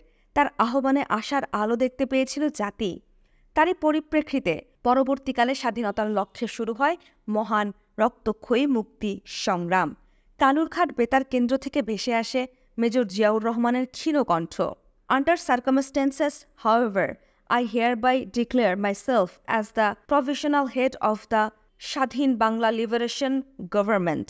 অবশ্য পরবর্তী ঘোষণায় এর সাথে যোগ করা হয় under guidance of Bangabandhu Sheikh Mujibur Rahman. স্বাধীনতার ঘোষণা নিয়ে সেই সময় চুলচেরা বিশ্লেষণ করার ফুরসত কারো ছিল না। দেশ স্বাধীন হওয়ার পর ১৯৭১ সালে ২৬শে মার্চ কালুরঘাট থেকে প্রচারিত স্বাধীনতার ঘোষণা সম্পর্কে সরকার ও আওয়ামী লীগের তরফ থেকে পর্যায়ক্রমে কয়েকটি কাহিনী প্রচার করা হয়। প্রথম গল্পটি ২৫শে মার্চ দিবাগত রাতে গ্রেফতারের পূর্বক্ষণে চট্টগ্রামের জহুর আহমদ চৌধুরীকে টেলিফোনে শেখ মুজিব স্বাধীনতার ঘোষণাবাণীটি পাঠিয়ে দিয়েছিলেন, কিন্তু সামরিক অভিযানের প্রাক্কালে সকল প্রকার টেলিফোন যোগাযোগ বন্ধ করে দেয়া হয়েছিল। অতএব ওই গল্প ধোপে টেকেনি। পরে দ্বিতীয় গল্পে বলা হয় ওয়্যারলেসের মাধ্যমে চট্টগ্রাম বন্দরে অবস্থানরত একটি অস্ট্রেলীয় জাহাজের ক্যাপ্টেনকে স্বাধীনতার ঘোষণা জানানো হয়। ওই ক্যাপ্টেন নাকি জনাব জহুর আহমেদকে শেখ মুজিবের সেই ঘোষণাবাণী পৌঁছে দিয়েছিলেন। চট্টগ্রামের কোনো লঙ্গর করা জাহাজের সাথে ঢাকায় বসে ওয়্যারলেসের সংযোগ প্রতিষ্ঠা করা কোনোভাবেই তখন সম্ভব ছিল না, কারণ ওই সময় চট্টগ্রাম বন্দর ইপিআর ও বেঙ্গল রেজিমেন্টের বাঙালি সৈনিকদের সাথে পাক বাহিনীর লড়াই চলছিল। তাছাড়া ঢাকার ওয়্যারলেস সেন্টার সহ সবগুলো যোগাযোগ কেন্দ্র তখন পুরো মাত্রায় খান সেনাদের অধীনে। সুতরাং এই গল্প সারহীন প্রমাণিত হয়। শেষ গল্পে বলা হয় চট্টগ্রাম ইপিআরকে জানানো হয়েছিল সারা দেশে স্বাধীনতার ঘোষণা বা বাণী প্রচারের জন্য স্বাধীনতার যুদ্ধে ইতিহাস নামক প্রকাশনায় এই কাহিনীটি নথিবদ্ধ করা হয়েছে। কিন্তু একটুখানি যুক্তি দিয়ে বিশ্লেষণ করলে বোঝা যায় এই কাহিনীটিও আষাঢ়ে গল্প মাত্র। প্রথমত, ঢাকার সাথে দেশের অন্যান্য অঞ্চলের যোগাযোগ মাধ্যমগুলো যথা টেলিফোন, টেলিগ্রাফ, ঢাকা বেতার, ওয়্যারলেস সমস্তই তখন সম্পূর্ণরূপে পাক বাহিনীর নিয়ন্ত্রণে। এবার দেখা যাক ঢাকা ইপিআরের চট্টগ্রাম ইপিআরকে নির্দেশ পাঠানোর প্রশ্নটি। ঢাকা ইপিআর যদি শেখ মুজিবের নির্দেশে স্বাধীনতা ঘোষণা চট্টগ্রাম পৌঁছাতে পারে, তাহলে ঢাকা ইপিআরকেই তো বলা যেত ঢাকা থেকেই সারা বাংলাদেশে ওই ঘোষণা প্রচার করার জন্য। তাছাড়া সবারই জানা ছিল ঢাকা ইপিআরের হেডকোয়ার্টার্স এবং পিলখানা সিগন্যাল সেন্টার ২৩শে মার্চেই আর্মি দখল করে নিয়েছিল। তারপরও কথা থাকে চট্টগ্রামের ইপিআরের দায়িত্বে ছিলেন তখন বাঙালি তরুণ অফিসার ক্যাপ্টেন রফিকুল ইসলাম। সে সমস্ত বাঙালি অফিসারদের সাথে একত্র হয়ে মেজর জিয়াউর রহমান ২৬শে মার্চ রাতে স্বাধীনতার ঘোষণা দেন কালুরঘাট বেতার কেন্দ্র থেকে। তাদের মধ্যে ক্যাপ্টেন রফিক ছিলেন অন্যতম। পরবর্তী পর্যায়ে ১ নং সেক্টরে তিনি যুদ্ধ করেন। স্বাধীনতার পর তাকে হঠাৎ করে সেনাবাহিনী থেকে অবসর দেয়া হয়। মুক্তিযুদ্ধের ওপর ক্যাপ্টেন রফিক একাধিক গ্রন্থ লিখেছেন, কিন্তু কোথাও তিনি স্বাধীনতার ঘোষণাবাণী ঢাকা থেকে পাবার ব্যাপারে কিছু লেখেননি। কেন? সর্বোপরি স্বাধীনতার ঘোষণা সত্যিই যদি ঢাকা থেকে পাঠানো হয়ে থাকত, সেই ক্ষেত্রে মেজর জিয়া তার প্রথম ভাষণে নিজেকে অস্থায়ী সরকার প্রধান হিসেবে ঘোষণা দিয়েছিলেন কোন যুক্তিতে? তারপরও প্রশ্ন থাকে চট্টগ্রাম আওয়ামী লীগের তৎকালীন আরেক নেতা আব্দুল হান্নান, যিনি ৩০ মার্চ চট্টগ্রাম বেতার কেন্দ্র থেকে একাধিকবার বক্তব্য প্রচার করেছেন, তিনিই বা কেন তার প্রচারণায় একবারও উল্লেখ করলেন না স্বাধীনতার ঘোষণাবাণী ঢাকা থেকে পাবার কথা? অতএব ২৬শে মার্চ মেজর জিয়াই যে কালুরঘাট বেতার কেন্দ্র থেকে সর্বপ্রথম স্বাধীনতার ঘোষণা দিয়েছিলেন, এই ধ্রুব সত্যকে শত চেষ্টা করেও কোনো যুক্তি দিয়েই খণ্ডানো সম্ভব নয়। ২৫শে মার্চের কালুরাত্রে শ্বেত সন্ত্রাস এবং নৃশংস হত্যাযজ্ঞের লোমহর্ষক কাহিনী ও চাক্ষুষ বিবরণ আজ অবধি অনেক ছাপা হয়েছে। ভুট্টোর আমলের সেনাপ্রধান ১৯৭১ সালের জল্লাদ জেনারেল টিক্কা খান প্রখ্যাত মিশরীয় সাংবাদিক জনাব হাইকেলকে দেয়া এক সাক্ষাৎকারে তার আমলে পূর্ব পাকিস্তানের অবস্থা বর্ণনা করতে গিয়ে বলেন, আমি তখন মার্চ মাসের প্রথম সপ্তাহে পূর্ব পাকিস্তানে যাই। তখন পূর্ব পাকিস্তানের সামরিক প্রস্তুতি ছিল অতি দুর্বল। সার্বিক অবস্থা সম্পর্কে আমাদের গোয়েন্দা সংস্থাগুলি সঠিক তথ্য পরিবেশন করতে অপারগ ছিল। তাদের সাথে জনগণ কোনোরূপেই সহযোগিতা করছিল না। গোয়েন্দা বিভাগসমূহের বাঙালি কর্মচারীবৃন্দের আন্তরিকতায় যথেষ্ট অভাব লক্ষ্য করি। এর আগে এমন পরিস্থিতি কখনো হয়নি। সেনাবাহিনীর পশ্চিম পাকিস্তানি সৈন্যরাই ছিল আমাদের খবরাখবরের একমাত্র নির্ভরযোগ্য সূত্র। বেইমান মুজিবের কারসাজিতে সমগ্র বাঙালি জাতি তখন বিদ্রোহী হয়ে উঠেছে। তারা সেনাবাহিনীকে রীতিমতো বয়কট করেছে। জনাব হাইকেলের মতে জেনারেল টিক্কা বুঝতে পারেননি তিনি একটি জাতীয় বিপ্লবের মোকাবেলা করছিলেন। তিনি জানতেন না এই বিপ্লবের শিকড় প্রথিত ছিল তীব্র জাতীয়তাবাদী চেতনায়। বাঙালির স্বাধিকারের দাবির পেছনে যুক্তি ছিল প্রচুর। এরপর ঢাকা আলোচনা কিভাবে ব্যর্থ হয়ে গেল সেই কথা বলতে গিয়ে জেনারেল টিক্কা খান জনাব হাইকেলকে বলেন, ঢাকা আলোচনা ব্যর্থ হয়ে যাবার পর রাষ্ট্রপতি আমাকে আদেশ দেন 25শে মার্চ রাতে সামরিক অভিযানের মাধ্যমে বাঙালি বিদ্রোহ দমন করে পূর্ব পাকিস্তানে আইন শৃঙ্খলা পুনঃপ্রতিষ্ঠা করার জন্য। জনাব হাইকেলের বর্ণনায় 25শে মার্চের মধ্যরাত্রি প্রায় 11:30 পাক বাহিনী ঘুমন্ত বাঙালি জাতির উপর ঝাঁপিয়ে পড়ে। গুলির আওয়াজে ভীত সন্ত্রস্ত বাঙালিরা জেগে ওঠে। ঢাকা বিশ্ববিদ্যালয় অঞ্চল, পুলিশের হেডকোয়ার্টার্স মতিঝিল এবং ইপিআরের সদর দফতর পিলখানায় মূল আঘাত হানা হয়। অবিশ্রান্তভাবে গোলাগুলি চলতে থাকে। মেশিনগান, রকেট, এমনকি ট্যাঙ্ক ফায়ারিংয়ের আওয়াজও শোনা যায়, সাথে মুমূর্ষু ব্যক্তিদের মরণ চিৎকার। রাতের আকাশ আলোকিত হয়ে ওঠে ফ্লেয়ার ফায়ারিংয়ে। বিশ্ববিদ্যালয়ের ইকবাল হল এবং জগন্নাথ হলকে রেকলেস রাইফেল এবং মর্টার ফায়ারে ধূলিসাৎ করে দেওয়া হয়। মারা যায় অসংখ্য ছাত্র। ঘুমন্ত অবস্থায় প্রাণ হারায় অগণিত লোক। তার প্রতিবেদনে ঢাকা বিশ্ববিদ্যালয় এলাকায় পাক বাহিনীর আক্রমণের বিশদ বিবরণ পাওয়া যায়। তিনি লেখেন, মাঝরাতের পরপরই পাকিস্তান আর্মি সাঁজোয়া বাহিনীর একটি কলাম বিশ্ববিদ্যালয় এলাকায় ক্ষিপ্র গতিতে ছুটে যায়। সেনাবাহিনী ব্রিটিশ কাউন্সিল লাইব্রেরি দখল করে সেটাকে ফায়ারবেস হিসেবে ছাত্রাবাসগুলির ওপর আক্রমণ চালায়। ঘুমন্ত অবস্থায় গুলিবিদ্ধ হয়ে ইকবাল হলের 200-এরও বেশি ছাত্র প্রাণ হারায়। বিদ্রোহী ছাত্রদের একটি কেন্দ্র ছিল ইকবাল হল। দুদিন যাবৎ অসংখ্য লাশ ছড়িয়েছিল মাঠে, পথে, হলগুলির চত্বরে এবং কক্ষগুলিতে। দুদিন পরই সৈনিকেরা হলগুলির প্রাঙ্গণে গর্ত খুঁড়ে মৃতদেহগুলোকে মাটি চাপা দেয়। গণকবরগুলি খুঁড়তে বড় বড় বুলডোজার ব্যবহার করা হয়। বিশ্ববিদ্যালয় এবং শহরের বিভিন্ন এলাকায় বস্তিগুলোতে আগুন লাগিয়ে দেয়া হয়। জনাব হেনরিক ভান্ডার, আন্তর্জাতিক ব্যাংকের একজন কর্মকর্তা, সে সময় ঢাকায় উপস্থিত ছিলেন। তিনি দি নিউ ইয়র্ক টাইমসে এক প্রতিবেদন ছাপান। সেটা 14 জুলাই লন্ডনে দি টাইমসে প্রকাশিত হয়। তার ওপর ভিত্তি করে একই দিনে দি টাইমসে একটি সম্পাদকীয় ছাপা হয়। পাক বাহিনীর পাশবিক আচরণের বিবরণ তাতে বিস্তারিতভাবে লেখা হয়। সেই প্রতিবেদন পড়ে বিশ্ববাসী স্তম্ভিত হয়ে যান। বিশ্ব পরিসরে বাঙালিদের প্রতি সহানুভূতি জাগিয়ে তুলতে জনাব হেনরিকের প্রতিবেদন ও দি টাইমসের সম্পাদকীয় বিশেষ অবদান রাখে। 27শে মার্চ সকাল 9টার সময় কারফিউ উঠিয়ে নেওয়া হয়। দুপুর পর্যন্ত হাজার হাজার ভীতসন্ত্রস্ত নরনারী প্রাণভয়ে গ্রামের দিকে যাত্রা করে। পথে পাকবাহিনী সৈন্যরা তাদের ওপর গুলি বর্ষণ করে। অনেক নিরীহ ব্যক্তি এতে প্রাণ হারায়। উড়ন্ত হেলিকপ্টার থেকেও পলায়মান নিরস্ত্র জনগণের ওপর গুলি চালানো হয়।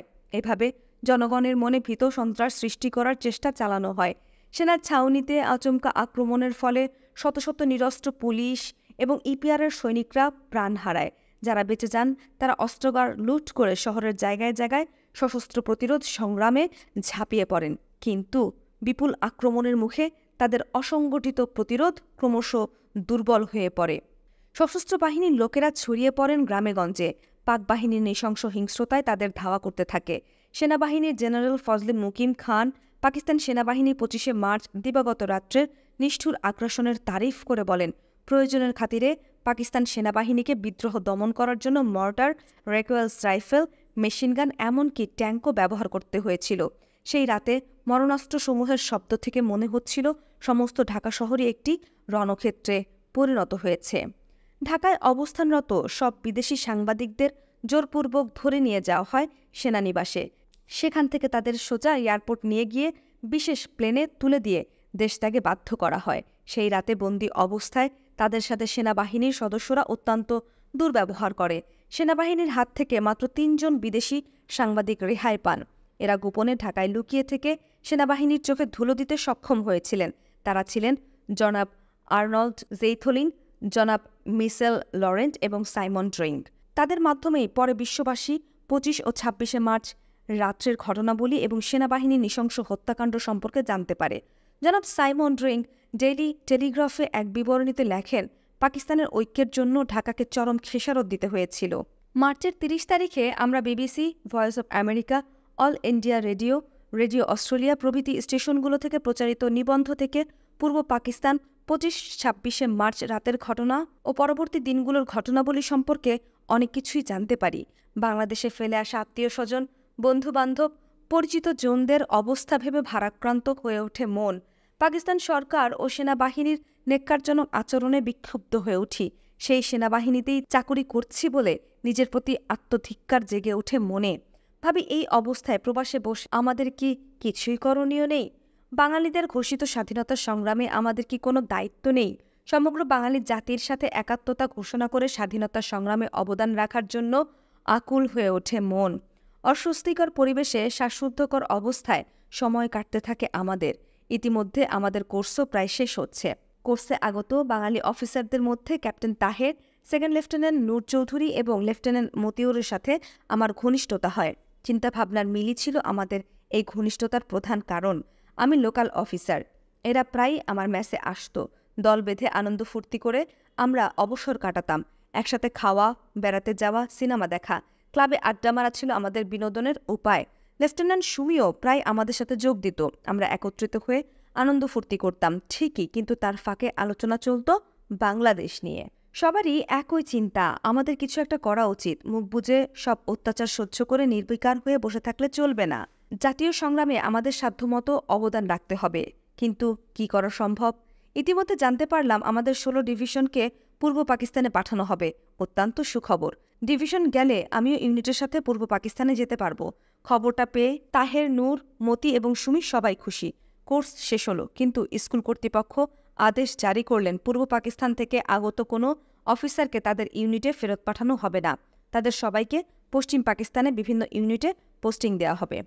একই ব্যাপার, এমনটি তো হবার কথা নয়। আমরা সবাই বিভ্রান্ত হয়ে পড়লাম। কোর্স শেষে ইউনিটে ফিরে যাওয়াই তো নিয়ম, তাহলে এই ধরনের আদেশের উদ্দেশ্য কি? তাহের, নূর, মতি সবার ইউনিটই পূর্ব পাকিস্তানে। তারা সবাই আটকা পড়ে গেল, আর আমি ফিরে এলাম ইউনিটে। কিন্তু ইউনিটে যোগদান করেই বুঝতে পারলাম অবস্থার অনেক পরিবর্তন হয়েছে। পরিবেশও অনেক বদলে গেছে। ইতিমধ্যে দেশে ইমার্জেন্সি ঘোষিত হলো। একদিন আমার কমান্ডিং অফিসার কর্নেল মিয়া হাফিজ আমাকে তলব করে পাঠালেন। তার অফিসে যাওয়ার পর তিনি কিছুটা বিব্রতভাবেই বললেন, শরীফ, ব্যাটারি কমান্ডারের দায়িত্ব থেকে অব্যাহতি দিয়ে আমি তোমাকে অ্যাডজুটেন্ট পদে বহাল করতে চাই। দেশের এই নাজুক পরিস্থিতিতে আমার স্টাফ অফিসার হিসেবে তোমাকেই আমি মনোনীত করেছি। তার কথা শুনে আমি হতভম্ব হয়ে গেলাম। আমার সাথে কর্নেল হাফিজের সম্পর্ক ছিল খুবই ভালো। ব্যাচেলর হ্যাপিগোলকি টাইপ কমান্ডো কর্নেল হাফিজ আমাকে খুবই পছন্দ করতেন। আমি তাই সরাসরি তাকে জিজ্ঞাসা করলাম, স্যার, আমি ইউনিটের সিনিয়র অফিসারদের মধ্যে একজন। সেক্ষেত্রে আমাকে ব্যাটারি কমান্ডারের দায়িত্ব থেকে সরিয়ে নিয়ে জুনিয়র পদে নিয়োগ করার সিদ্ধান্ত নিলেন কেন? বেচারা কর্নেল হাফিজ মুখ কাচুমাচু করে বললেন, দেখো, জিএইচকিউ থেকে অর্ডার এসেছে। কোনো বাঙালি অফিসারকে দায়িত্বপূর্ণ কোনো পদে রাখা যাবে না। তাছাড়া বর্তমান অবস্থায় সব বাঙালিদের ওপর নজর রাখার নির্দেশ জারি করা হয়েছে। তোমার শুভাকাঙ্ক্ষী হিসেবে এই গোপনীয় নির্দেশের কথা তোমাকে বিশ্বাস করে বললাম। আমার অনুরোধ, সব বুঝে তুমি চোখ কান খোলা রেখে সতর্কতার সাথে চলবে। তোমার কোনো কিছু হলে ব্যক্তিগতভাবে আমি কষ্ট পাবো, বোঝার চেষ্টা করো। নেহায়েত অবারগ হয়েই আমি এই ধরনের সিদ্ধান্ত নিতে বাধ্য হয়েছি। তার সিদ্ধান্তে কষ্ট পেলেও তার আন্তরিক স্বীকারোক্তি শুনে তাকে ধন্যবাদ জানিয়ে তার অফিস থেকে বেরিয়ে এলাম। তার সতর্কতা বাণী সবাইকে জানাবার জন্য ছুটে গেলাম ক্যাপ্টেন তাহেরের মেসে। সেখানে ডেকে পাঠালাম নূর এবং মতিকে। সব শুনে সবাই ঠিক করলাম আমাদের সবকিছুই করতে হবে অতি সাবধানে। পশ্চিমারা আমাদের সব বাঙালিকেই অবিশ্বাসের চোখে দেখছে, তাই এতটুকু অসতর্ক হলে আর রক্ষে নেই। মহাবিপদে পড়তে হতে পারে। সিদ্ধান্ত নিলাম স্বাভাবিকতা বজায় রেখে চলতে হবে আমাদের। অত্যন্ত সতর্কতার সাথে গোপনে মিলিত হব আমরা। বাংলাদেশ সম্পর্কে বিশ্বস্ত লোক ছাড়া অন্য কারোর সাথে আলোচনা করা ঠিক হবে না। কর্নেল মিয়া হাফিজের সাথে আলাপের পর ঠিক বুঝতে পারলাম ইউনিটের সাথে আমাদের আর বাংলাদেশে যাওয়া হবে না। ঘটনা প্রবাহ এগিয়ে চলল অতি দ্রুত গতিতে। হঠাৎ করে ডিভিশন হেডকোয়ার্টার্সের জি1 বাঙালি অফিসার কর্নেল দস্তগীরকে বদলি করে দেয়া হলো জি1 মুজাহিদ কোর হেডকোয়ার্টার্স লাহোরে। তার এই বদলিতে আশ্চর্য হয়ে গেল কোয়েটাতে অবস্থিত সব বাঙালি। আমাদের কাছে ব্যাপারটা স্বাভাবিক ছিল, কিন্তু অন্যান্য বাঙালিরা অবাক হয়ে গেল তার এই অস্বাভাবিক পোস্টিংয়ে। ডিভিশনের বাঙালিরা যারা বাংলাদেশে যাবার আশার উন্মুখ হয়েছিলেন, তাদের গুড়ে পড়ল বালি। আমি ও নূর একদিন গেলাম কর্নেল দস্তগীরের বাসায়। তার পরিবার তখন বাংলাদেশে। তাকে বললাম, স্যার, এরপরও কি আমাদের চুপচাপ বসে থাকা যুক্তিসঙ্গত? কি করতে চাও? পাল্টা প্রশ্ন করলেন তিনি। আমি বললাম, দেশের সংগ্রামে অবদান রাখার চেষ্টা করতে হবে যেভাবেই হোক। পাগল হয়েছ? ১,৫০০ মাইল দূরে বসে কি করতে পারো তোমরা? পালিয়ে গিয়ে যোগদান করতে পারি স্বাধীনতা সংগ্রামে, নয়তো বেলেলির অ্যামুনিশন ডিপো উড়িয়ে দিতে পারি। এতে করে সমস্ত সামরিক বাহিনীর সেকেন্ড লাইন অ্যামুনিশন ধ্বংস হয়ে যাবে, অপূরণীয় ক্ষতি হবে সামরিক জান্তার, যুদ্ধ করার ক্ষমতাও কমে যাবে অনেকাংশে।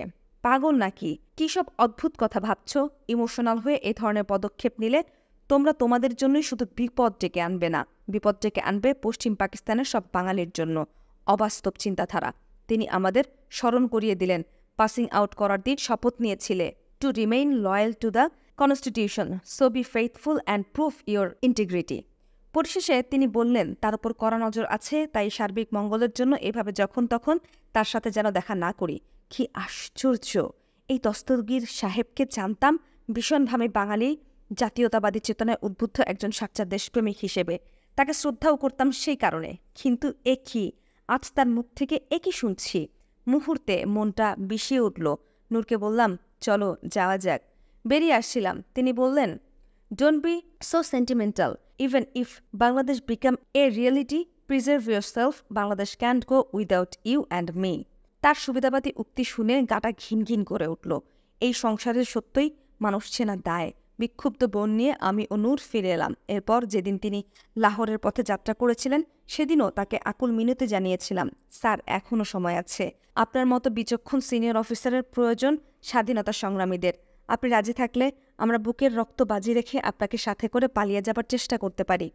তিনি রাজি হলেন না, রওনা হয়ে গেলেন লাহোরের পথে।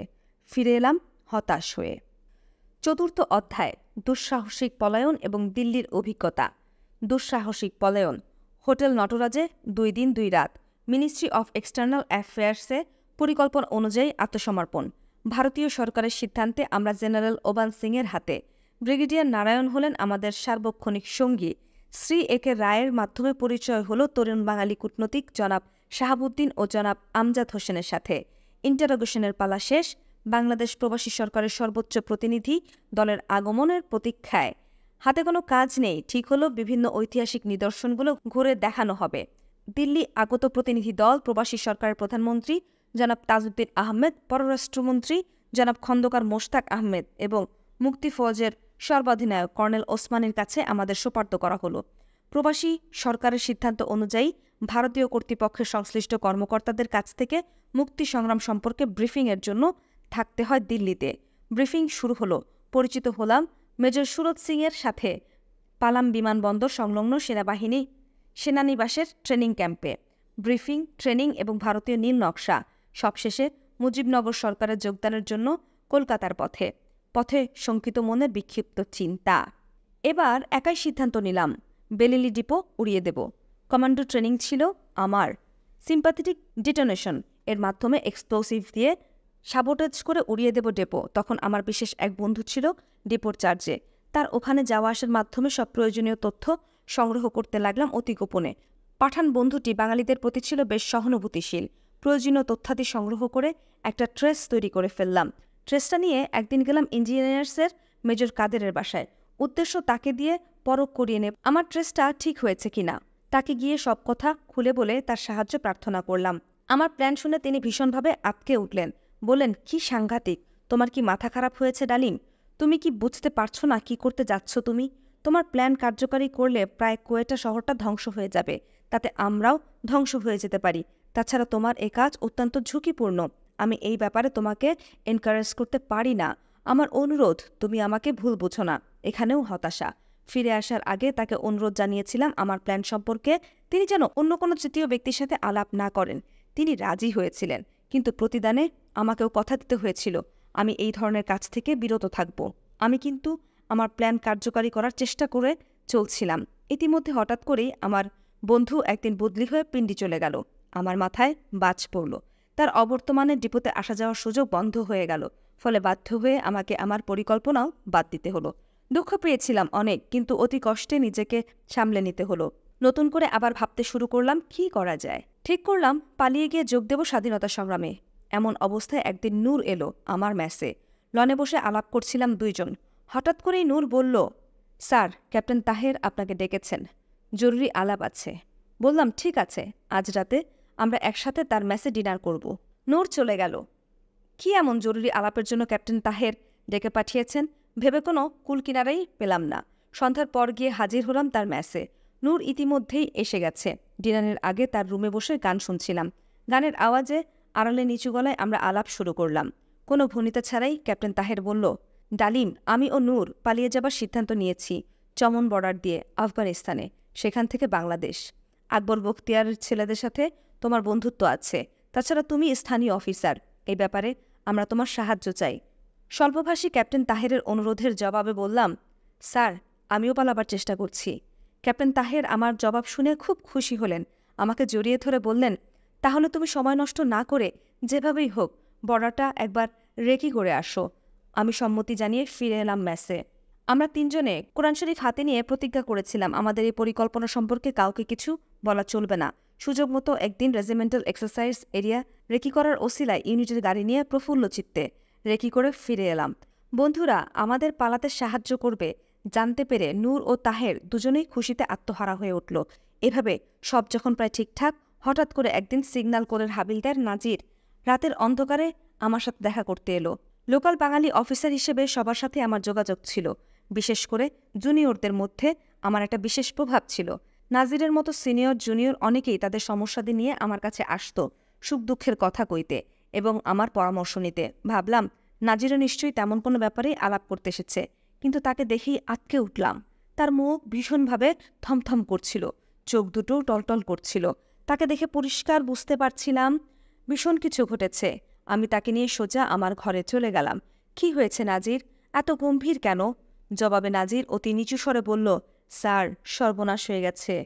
ডিফ কমান্ডার জিএসকিউতে চিপার মেসেজের মাধ্যমে জানিয়েছে ২৯ ইএমই ব্যাটালিয়নের ৩ জন জুনিয়র কমিশন অফিসার এবং ২ জন নন কমিশন অফিসার চমন হয়ে আফগানিস্তানে পালাতে গিয়ে ধরা পড়েছে। খবর শুনে আমার মাথা ঘুরে গেল। নাজিরকে ধন্যবাদ জানিয়ে বিদায় দিয়ে ছুটে গেলাম ক্যাপ্টেন তাহেরের মেসে। ডেকে পাঠানো হলো লেফটেন্যান্ট নূরকে। গভীর রাত অবধি আলোচনার পর সিদ্ধান্ত হলো চমন বর্ডার দিয়ে পালানোর প্রচেষ্টা হবে অত্যন্ত বিপজ্জনক। তাই এই পথ পরিত্যাগ করে অন্য পথে পালাবার চেষ্টা করতে হবে। অন্য পথ হিসেবে আমাদের সামনে খোলা থাকলো কাশ্মীর, লাহোর, শিয়ালকোট এবং ভাওয়ালপুর সেক্টর। ভাওয়ালপুর সেক্টর দিয়ে রাজস্থানে মরুভূমি পাড়ি দিতে সময় লাগবে ২ থেকে ৩ দিন। অন্যান্য যে কোনো সেক্টর দিয়ে বর্ডার পেরোতে লাগবে ৫ থেকে ৬ দিন। এত সময় পাওয়া যাবে কিভাবে? অনেক চিন্তাভাবনা করে ভাওয়ালনগর সেক্টরকেই বেছে নিলাম আমরা। এই সেক্টর দিয়ে পালাতে শুধু সময় কম লাগবে তা নয়, আমাদের ডিভিশনের অপারেশনাল এরিয়াও ছিল এই সেক্টরে। ফলে প্রয়োজনীয় ইন্টেলিজেন্স ইনফরমেশন সংগ্রহ করাও সহজ হবে। পালাবার পরিকল্পনা করার দায়িত্ব যুক্তিগত কারণেই আবার আমাকেই নিতে হলো। শুরু হলো আবার এক নতুন পরিকল্পনা। এভাবেই সময় বয়ে যাচ্ছিল। এপ্রিলের প্রথম সপ্তাহের এক ছুটির দিনে দুপুরে খাওয়া শেষ করে মেসে থেকে ফিরে বিছানায় গড়াগড়ি দিচ্ছিলাম। হঠাৎ করে দরজায় কড়া নড়ে উঠল। কে জিজ্ঞেস করতেই লেফটেন্যান্ট মতির গলা শুনতে পেলাম। ভেতরে এলো মতি, শুকনো মুখ, মলিন চেহারা। চিন্তিত লাগছিল ওকে। জিজ্ঞাসা করলাম, কি ব্যাপার, হঠাৎ কি মনে করে এলে? স্যার, কিছুদিন যাবৎ মানসিক যন্ত্রণায় ভুগছি ভীষণভাবে। অবশেষে আজ মনস্থির করে এসেছি আপনার পরামর্শ নিতে। খুব সিরিয়াস ব্যাপার কি কিছু? হ্যাঁ স্যার, মনস্থির করে ফেলেছি। পালাবো, যে করেই হোক পালিয়ে গিয়ে স্বাধীনতা সংগ্রামে শরিক হব। চেষ্টা ব্যর্থ হলে যা হবার তাই হবে। যে কোনো ঝুঁকি নিতে আমি প্রস্তুত। আপনি কি বলেন? ভালো করে তার মুখের দিকে চেয়ে তার মনের ছবি পড়ার চেষ্টা করলাম। না, তাকে ভীষণ সিরিয়াস মনে হলো। কিন্তু আমরা প্রতিজ্ঞা করেছি আমাদের ৩ জনের সিদ্ধান্তের কথা কাউকে বলা যাবে না। তাই সেই মুহূর্তে আমাদের চিন্তাভাবনার কথা না বলে শুধু বললাম, মতি, তোমার আন্তরিকতা প্রশংসনীয়, কিন্তু আমি এই ব্যাপারে কি করতে পারি? মতি চুপ করে ভাবছিল কিছু। আমি বেয়ারাকে ডেকে নাস্তার ফরমাইশ দিলাম। নাস্তা এলো। মতি তৃপ্তির সাথে খেলো নাস্তা। ওর খাওয়া দেখে বুঝতে পারছিলাম দুপুরের খাওয়া হয়নি তার। হঠাৎ করেই মতি প্রশ্ন করল, স্যার, সবকিছু সম্পর্কে আপনি আমার চেয়ে অনেক বেশি জানেন। এই অবস্থায় আমরা চোখ কান বন্ধ করে হাত গুটিয়ে শুধু বসে থাকব? আমাদের কি কোনোই দায়িত্ব নেই? আপনি কি কিছু ভাবছেন না? আমি মতির প্রশ্নে তাৎক্ষণিক জবাব না দিয়ে বললাম, কাল বিকেলে চায়না ক্যাফেতে ৬টায় এসো, আলাপ হবে বিস্তারিত। মতি চলে গেল। ও চলে যাবার পর আমি কাপড় পরে বেরিয়ে গেলাম গাড়ি নিয়ে সোজা নূরের কাছে। গিয়ে দেখি নূর দিবা নিদ্রা দিচ্ছে। ওকে উঠালাম ঘুম থেকে। প্রথমে নূর কিছুটা থতমত খেয়ে গিয়েছিল। কি ব্যাপার স্যার, হঠাৎ আপনি এই সময়? বিশেষ প্রয়োজনে এসেছি নূর। তাকে মতির ব্যাপারে সব খুলে বললাম। সব শুনে নূর বলল, মতির ব্যাপারে আপনি কি ভাবছেন? আমি বললাম, ওকে সঙ্গে নিলে কেমন হয়? নূর কিছুক্ষণ চিন্তা করে বলল, আমার আপত্তি নেই, তবে ক্যাপ্টেন তাহেরের মতামতটাও জানা দরকার। তবে বেশ, চলো তার ওখানেই যাওয়া যাক। তাই চলুন। আমার গাড়িতে করেই গেলাম ক্যাপ্টেন তাহেরের ওখানে। তাকে সব কথা খুলে বলে জানালাম তাকে সঙ্গে নিতে আমার এবং নূরের কোনো আপত্তি নেই। ক্যাপ্টেন তাহের আমাদের সাথে একমত হয়ে বললেন, ঠিক আছে, ও যদি বিশ্বাসযোগ্য হয় তবে তাকে সঙ্গে নেওয়া হোক। ফিরে এলাম। পথে নূরকে নামিয়ে দিয়ে পরের দিন নির্ধারিত সময়ে আমি ও নূর চায়না ক্যাফেতে গেলাম মতির সাথে আলোচনা করতে। গিয়ে দেখি মতি আমাদের পৌঁছানোর আগেই আমাদের প্রিয় ডিশগুলো অর্ডার প্লেস করে অপেক্ষা করছে। চায়না ক্যাফে তখন কুয়েটা শহরের একমাত্র চাইনিজ রেস্তোরাঁ। আমাদের বিশেষ পছন্দের আড্ডা মারার জায়গা। একটি চাইনিজ পরিবার, মা বাবা ও মেয়ে মিলে রেস্তোরাঁটা চালায়। আমরা তাদের পুরনো রেগুলার কাস্টমার, তাই গেলে বিশেষ খাতির যত্ন করে। আমরা যোগ দেবার পরপরই খাওয়া শুরু হলো, সাথে আলোচনা। আমি প্রথমেই মতিকে বললাম, মতি, তোমার গতকালের প্রশ্নের জবাব আজ দিচ্ছি। কোনো কারণবশত সেটা কাল দেওয়া সম্ভব হয়নি। আমি নূর এবং ক্যাপ্টেন তাহের পালাবার চেষ্টা করছি বেশ কিছুদিন যাবৎ। চমন বর্ডার দিয়ে পালাবার চেষ্টা করেছিলাম, কিন্তু ইএমই ব্যাটালিয়নের ঘটনার পর সেই পরিকল্পনা বাদ দিতে হয়েছে। এখন চেষ্টা করছি ভাওয়ালপুর, ভাওয়ালনগর হয়ে রাজস্থান বর্ডার ক্রস করব। তুমি আমাদের সঙ্গে ইচ্ছে হলে আসতে পারো। মতির চোখে মুখে খুশি উপচে পড়ল। স্যার, আমি জানতাম আপনি এই সময় চুপ করে বসে থাকতে পারবেন না। I am so happy that I can tell you I am proud of you, sir. আমি পকেট থেকে ছোট্ট একটা কোরআন শরীফ বের করে তার ওপর হাত রেখে ওকে শপথ নিতে বললাম। ও কোরআন শরীফের ওপর হাত রাখল। আমি বললাম, বলো, আমাদের পরিকল্পনা সম্পর্কে অন্য কোনো ব্যক্তিকে কিছু বলা চলবে না, কোনো পরিস্থিতিতেই। প্রয়োজন মতো তোমাকে যে দায়িত্ব দেয়া হবে সেটা বিনা প্রশ্নে তুমি পালন করবে। অযাচিতভাবে পরিকল্পনা সম্পর্কে কৌতূহলবশত কোনো প্রশ্ন তুমি করতে পারবে না। একে অপরের ওপর সম্পূর্ণ আস্থা রেখে সমস্ত সিদ্ধান্ত মেনে চলবে। আমার কথাগুলোর পুনরাবৃত্তি করল মতি, কোনো জড়তা ছাড়াই, কোনো দ্বিধা নেই। এভাবেই শেষ হলো আমাদের বৈঠক। আমার উপর দায়িত্ব দেওয়া হয়েছিল সবচেয়ে শর্টকাট এবং গ্রহণযোগ্য পথ খুঁজে বের করা এবং সে পথের অপারেশনাল ম্যাপশিট জোগাড় করে তার উপর ওন ট্রুপস এবং এনিমি ট্রুপস পজিশন এবং ডেভেলপমেন্ট ট্রেস জোগাড় করা। তাছাড়া কম্পাস, বাইনোকুলার এবং পার্সোনাল ওয়েপন্স জোগাড়ের দায়িত্ব আমাকেই নিতে হয়েছিল লোকাল অফিসার হিসেবে। এর সবগুলোই আমার রেজিমেন্টে বিস্তর রয়েছে, কিন্তু ক্লাসিফাইড আইটেমস হিসেবে অপারেশনাল পারপাস ছাড়া এগুলো স্টোর থেকে বের করার কোনো হুকুম নেই। তাই অন্য পথ খুঁজে বের করতে হলো। ম্যাপ জোগাড় করার জন্য ঠিক করলাম ইনফ্যান্ট্রি স্কুলের ইন্টেলিজেন্সের বাঙালি হাবিলদার শফিকের সাহায্য নেব। ছেলেটার সাথে কোর্স করার সময় বেশ ঘনিষ্ঠ হয়ে পড়েছিলাম। কোর্সে বাঙালি হয়েও ভালো রেজাল্ট করায় ও আমাকে বিশেষভাবে শ্রদ্ধা করত। ক্লাসের ফাঁকে ফাঁকে প্রায় ওর সাথে দেশ নিয়ে আলাপ হতো। ও অনেক কথাই বলতো আমাকে আপনজন ভেবে বিশ্বাস করে। কোর্স করার সময় ও সবসময় আমাকে নানাভাবে সাধ্যমতো সহযোগিতা করত অত্যন্ত আন্তরিকতার সাথে। এই সম্পর্কের পরিপ্রেক্ষিতে আমি ঠিক করেছিলাম, দেখা যাক না চেষ্টা করে আমাকে ম্যাপের ব্যাপারে ও কোনো সাহায্য করে কিনা। একদিন ওকে খবর পাঠালাম আমার সাথে দেখা করতে। ও ঠিক এলো আমার মেসে। নানা ধরনের আলাপ আলোচনা হলো দেশ সম্পর্কে। এক সময় আমি ওকে বললাম, শফিক, তোমার কাছে আমি একটা ব্যাপারে সাহায্য চাই, যদি ভরসা দাও তবে বলি। ও যেন কিছুটা লজ্জা পেল। বলল, স্যার, আপনি আমাকে লজ্জা দিচ্ছেন কেন? আমি আপনার কোনো কাজে লাগতে পারলে নিজেকে ধন্য মনে করব। আপনি নির্দ্বিধায় বলুন, কি প্রয়োজন আপনার? আমি যা চাইব সেটা সাধারণ কোনো জিনিস নয় শফিক। বুদ্ধিমান তরুণ শফিক জবাব দিল, আপনি আমার কাছে কোনো সাধারণ জিনিস চাইবেন না, সেটা আমি বুঝতে পেরেছি। তবুও আপনি বলুন, আমি আপনার জন্য কি করতে পারি? ম্যাপশিটের নম্বরগুলো তাকে লিখে দিয়ে বললাম, এগুলো আমার চাই। ম্যাপশিট নম্বরগুলো দেখেই বুদ্ধিমান শফিক হয়তোবা আজ করতে পেরেছিল আমার উদ্দেশ্য কি। আমার দিকে স্থির দৃষ্টি মেলে চুপ করে বসে থাকলো শফিক। কি যেন পরখ করে খুঁজে দেখছিল আমার মাঝে। ওকে চুপ করে থাকতে দেখে আমি বললাম, হ্যাঁ, আমি পালিয়ে যাবার চেষ্টা করছি, তাই এই ম্যাপশিটগুলো আমার প্রয়োজন। আমার কথা শুনেও বলল, কিন্তু স্যার। জানি শফিক, তাতে যথেষ্ট ঝুঁকি রয়েছে। ব্যাপারটা ফাঁস হয়ে গেলে তোমার শাস্তিও হতে পারে। তাই যা কিছু করার সিদ্ধান্ত তুমি নেবে সেটা ভেবেচিন্তেই স্থিরভাবেই তোমাকে নিতে হবে।